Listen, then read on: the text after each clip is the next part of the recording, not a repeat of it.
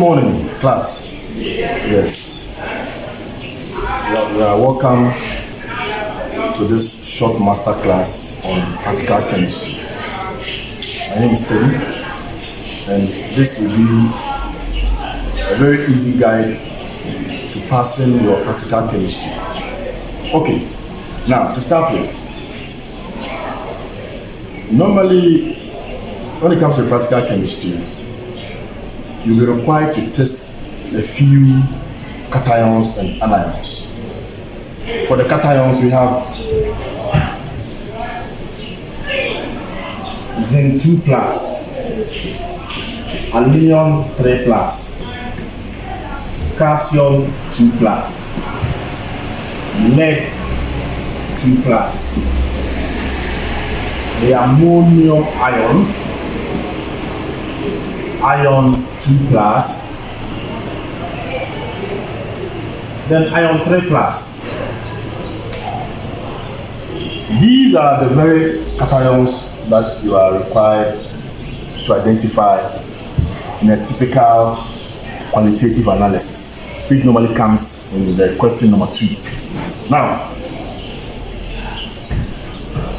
zinc 2 plus, aluminium 3 plus, calcium 2 plus, lead 2 plus. They are all in the category of what we call the whites. They are all in the category of what we call the white salt. But then, zinc and aluminium are actually quite gelatinous precipitate.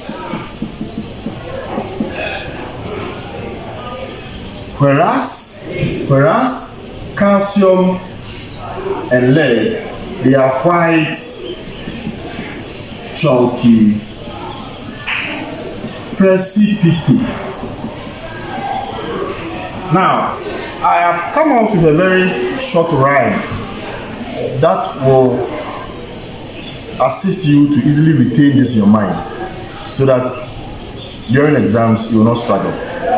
And this is the short rhyme or mnemonics or something. It's called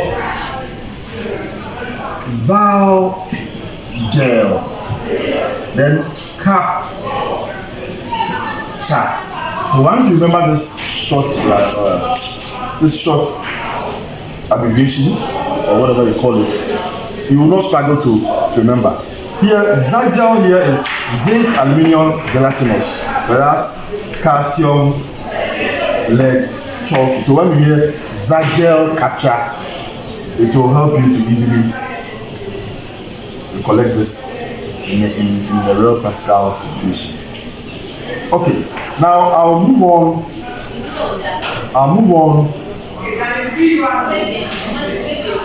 to give to us or to explain how these ions behave when the two reagents, that's sodium hydroxide and ammonia, are used to identify them.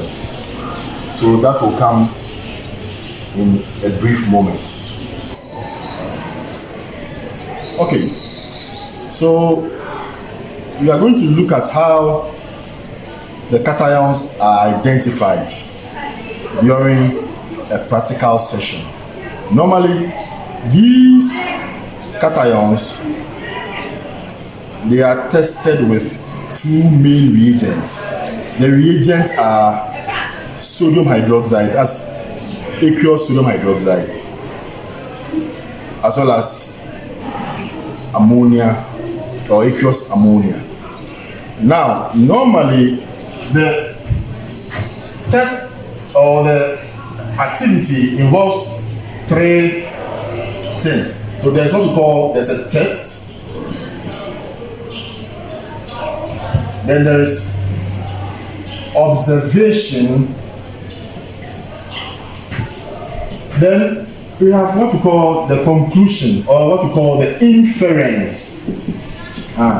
Inference. So it's a 3-column activity, test, observation, and inference. So now, let me start the explanation with the whites. That's Zagel and capture. In this case, zinc, aluminium, then I'll move on to calcium and lead. Now, zinc 2+, when it is tested with sodium hydroxide aqueous in drops and in excess, let us look at what we observe. What we observe, I am going to have the drop. Now let me stress, the drop brings out the color, or the drop causes the color to emerge, whereas the excess enables us to conclude whether it is soluble or insoluble. So in the case of zinc 2+, what you observe when you add the drop is quite gelatinous precipitates. Then at this point, your suspicion should be either zinc 2+ or aluminium 3+ suspected, because either of them will behave the same way. Now, when you come to the excess, as a matter of fact, they are both soluble in excess. So what will happen is that it will be precipitate dissolves. Somebody too can say precipitate is soluble. At this point, you are still going to suspect either of them. So zinc 2+ or aluminium 3+. Suspected. Then a further test with ammonia, dilute ammonia or aqueous ammonia in drops and in excess. As I said, the drop causes the color to emerge, then the excess enable us to conclude whether it is soluble or insoluble. So zinc in ammonia will still be white, the drop will still be white, gelatinous, precipitate. So at this juncture, we will still suspect zinc 2+ or aluminium 3+, suspected. That's at the drop stage. But in excess, zinc will be soluble, so precipitate dissolves. So this is the behavior of zinc. So it means that zinc 2+ present. Now, quick point. So it means that if it were to be aluminium, it would have been insoluble. So it means that in qualitative analysis, aqueous ammonia can assist us to distinguish between zinc and aluminium. So let me just write how aluminium will behave. Because zinc and aluminium will have the same behavior in the sodium hydroxide stage. So if we were to be aluminium, this is the expected behavior. So aluminium 3+ plus aqueous ammonia in drops and in excess, you're going to have quite gelatinous precipitates. At this point, as I said, we are still going to suspect zinc 2+ or aluminium 3+, suspected. But in excess, during after excess addition, it dissolves. The aluminum will be insoluble, as I said. So precipitate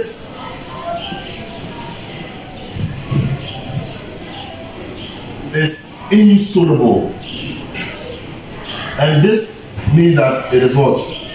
Aluminium 3 plus present. Now, let me help you with a small guide, mental guide. This is how I analyze the whole thing.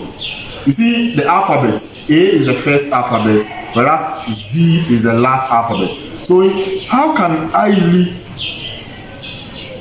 analyze this? So this is how I see it.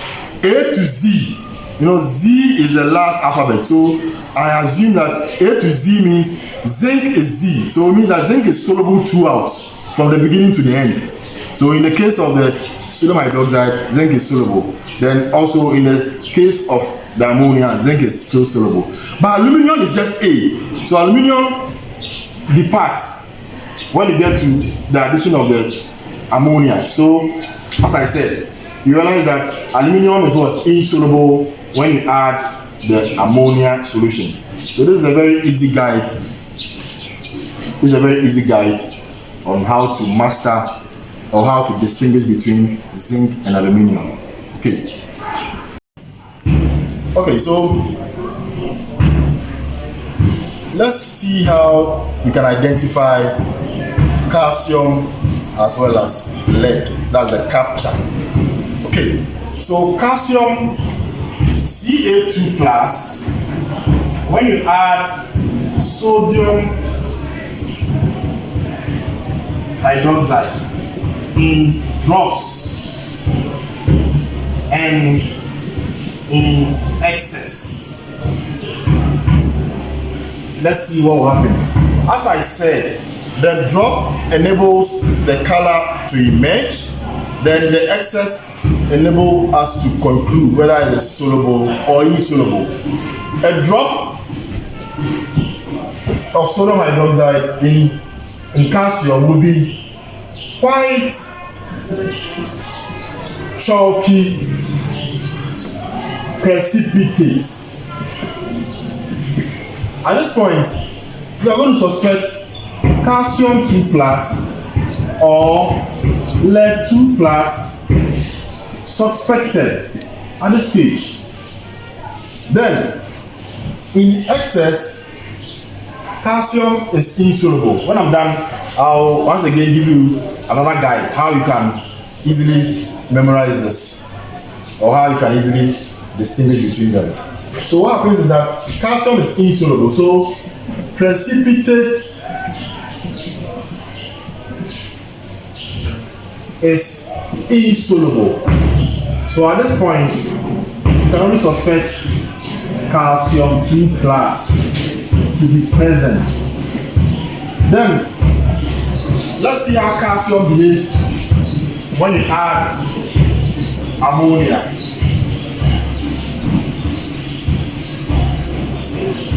So calcium plus ammonia solution equals ammonia in drops and in excess.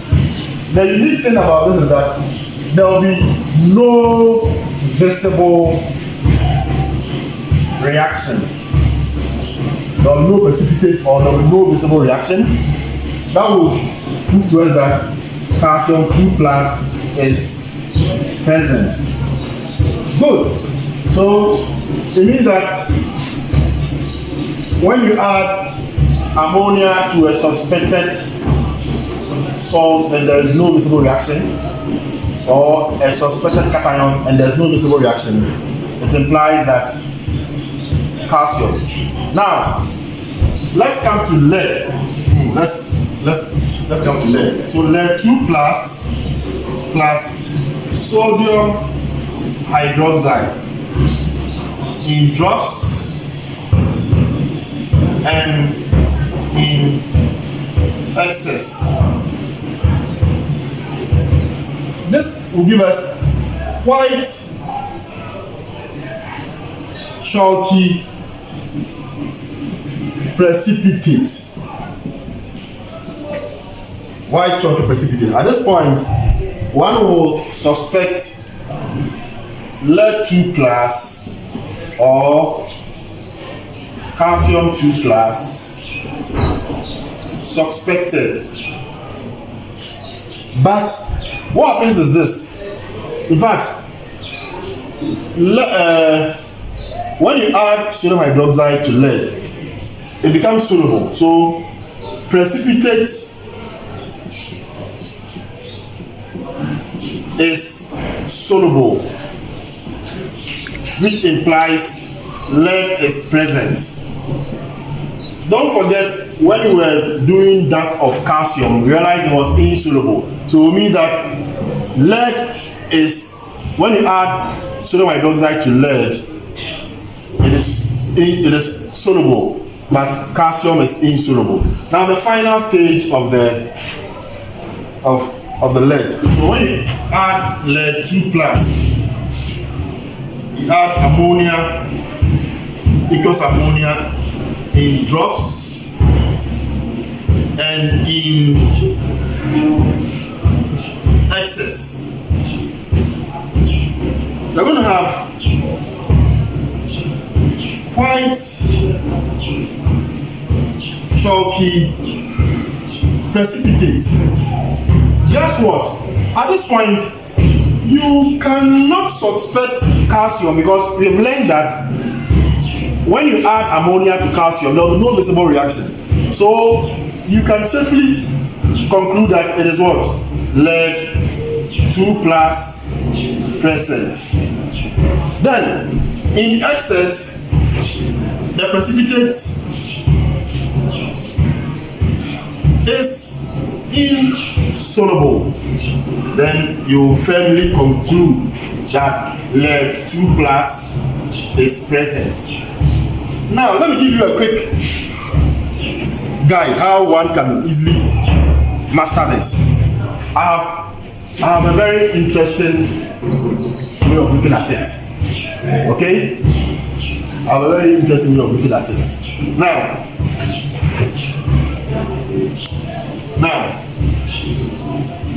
I call it PB NaSO, implying sodium hydroxide on lead is soluble. And I also call the other one can 3 nail, meaning that ammonia on calcium, you won't see anything, so nail, that's nothing. So PB NaSO will let you know that sodium hydroxide on lead will be soluble, whilst can 3 nail teaches us that ammonia on calcium, you won't see anything. Now among the cations, we have ammonium ion. It is the only cation that does not give us a color. So normally in a practical session, you will be asked to add sodium hydroxide. When you add the sodium hydroxide, there will be no precipitate. And you will be asked to also warm it. Because when you warm, you expect ammonia gas to be expelled. So if you have an ammonium salt and you add sodium hydroxide, ammonia gas will be expelled. That gas can be tested with either litmus paper or concentrated HCl. That will help us to conclude that it is what? Ammonium ion. Now, so this is the behavior. So ammonium plus sodium hydroxide equals, then plus warming. So there will be no precipitate, as I said. It doesn't give any precipitate. But when you warm, so there will be a warm water solution. With the aid of your testing holder, you can do that. So once that is done, the gas that will be expelled is ammonia gas. And ammonia gas is pungent in nature. And because it is basic, it turns red litmus paper to blue. So you can firmly conclude that a pungent gas evolves. A pungent gas evolves. It turns moist red litmus paper to blue, or it forms white dense fumes with conch HCl. So it can either be tested with a moist red litmus paper, in which case it will be turned to the red litmus paper will be turned to blue, or it forms white dense fumes with conch HCl. This implies that the gas is ammonia. Therefore, if the gas is ammonia, then ammonium ion is therefore present. So that is how we identify the ammonium ion. Very, very simple. Normally, you'll be asked to add sodium hydroxide and you'll be required to warm. Good. Now, as for the other cations that I'm here to address, or I'm here to explain, they all give unique colors. So it is very, very simple and easy to identify them. There's a reason why I began with the whites. Okay. If you take copper for example, so copper 2 plus sodium hydroxide in drops and in excess.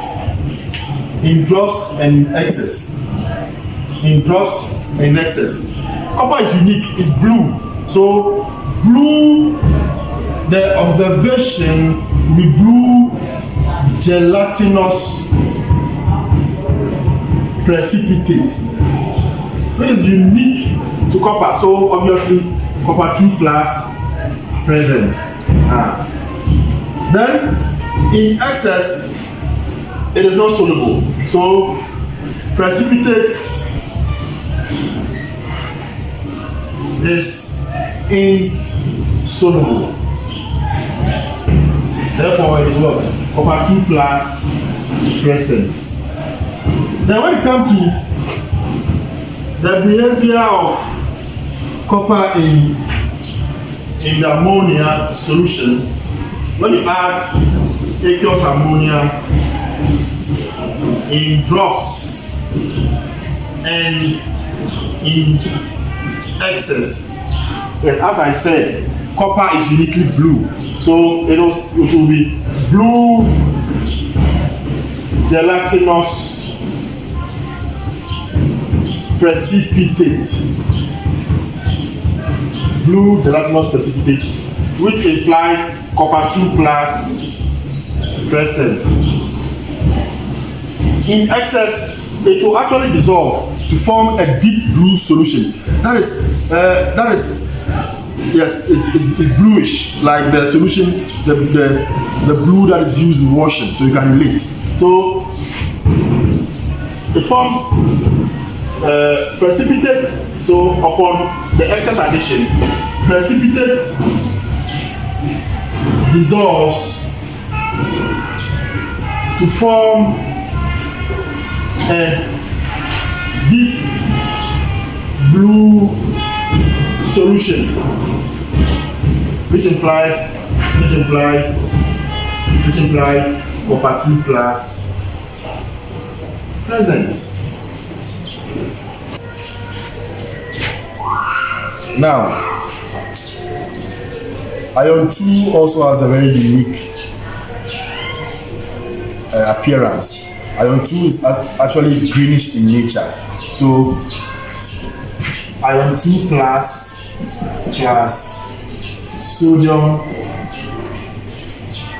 sodium hydroxide in drops and in excess.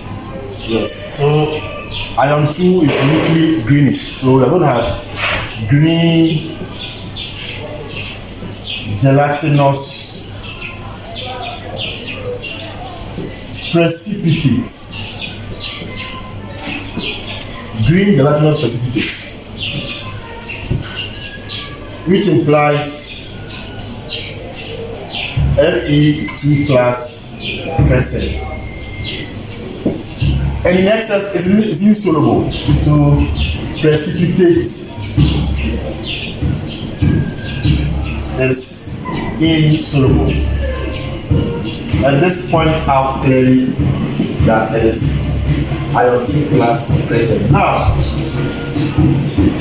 one trick is this: when iron 2 plus is allowed to stand, there will be aerial oxidation of the iron 2 plus for it to form iron 3 plus. So even if you are not given a sample of iron 2 plus or iron 3 plus, the iron 2 plus, when it's exposed to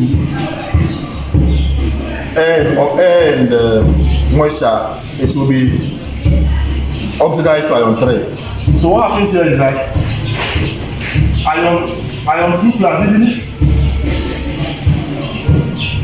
yes, okay,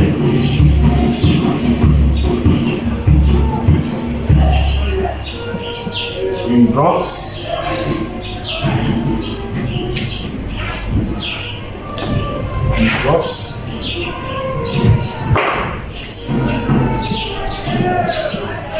and in excess. Here to iron 2 plus will give a white gelatinous precipitate, which will still imply that it's iron 2 plus present, and the precipitate will be insoluble. Precipitate is insoluble, implying iron 2 plus. Then iron 3 plus, yes, as I said, when iron 2 plus is allowed to stand, it will be converted to iron 3 plus. But also, if iron 3 plus is tested with sodium hydroxide in drops and in excess, it will be, you know, the color of rust. Iron 3 plus is rust, is reddish brown to a reddish brown precipitate is formed, which will also be insoluble in excess. So in excess, precipitate is insoluble, which points out that is iron 3 plus that is present. Iron 3 plus that is present. So as I said, the drop brings out the color, then the excess addition lets us conclude whether it is soluble or insoluble. So finally, iron 3 plus also behaves the same way when we add aqueous ammonia in drops and in excess. So it will still give us reddish brown precipitate, which we can infer safely that is iron 2 plus, iron 3 plus present, and it will be insoluble. So precipitate insoluble. That will be a confirmation that it is iron 3 plus present. So this presentation summarizes all the cations that you are required to test for in the West African secondary school certificate exams concerning practical chemistry. Thank you very much for your audience. I'll be back with more videos on the anions. Thank you.